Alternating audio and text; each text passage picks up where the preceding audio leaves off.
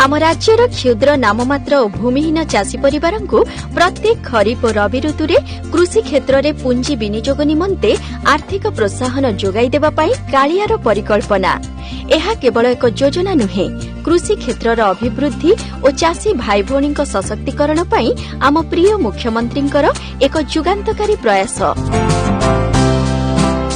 2018 मसीहारे एभली एक अभिनव कृषक कल्याण योजना कार्यकारी करी सारा देश पई अनुकरणीय उदाहरण साजिछि ओडिशा। कालिया योजना रे क्षुद्र और नाममात्र चाषी परिवार को चाष काम पई आवश्यक सहायता राशि जोगाई देउछन्ती आम सरकार। बिहन, सार और कीटनाशक किणारे चाषी को सहायक हेउछि एही राशि। भूमिहीन कृषक परिवार को कौनसी कृषक कल्याण योजना रे सामिल करिबारे देशर प्रथम और एकमात्र राज्य हेउछि आम ओडिशा। कालिया योजना रे सेमानकु लाभजनक जीविका अवलंबन करी उपार्जनक्षम हेबा पई आर्थिक सहायता दिया जाउछि।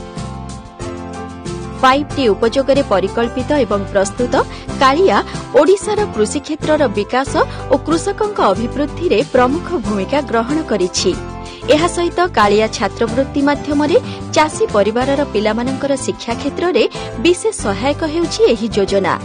चाषी परिवारर सामग्रिक उन्नति रे आज एक बड़ आधार पालटिछि कालिया। उत्कल दिवस अवसर रे चलित वर्षर खरीफ ऋतु पई राज्यर चाषी भाई भौणी को डीबीटी माध्यमरे कालिया सहायता राशि प्रदान करुछन्ती ओडिशार मान्यवर मुख्यमंत्री श्रीजुक्त नवीन पट्टनायक। झारसुगुड़ा व्यतीत राज्यर अन्य समस्त जिल्लार मोट 43,18,000 रु अधिक चाषी को चलित वर्षर खरीफ ऋतु पई मिलुछि 877 कोटी रु अधिक टंकार कालिया सहायता।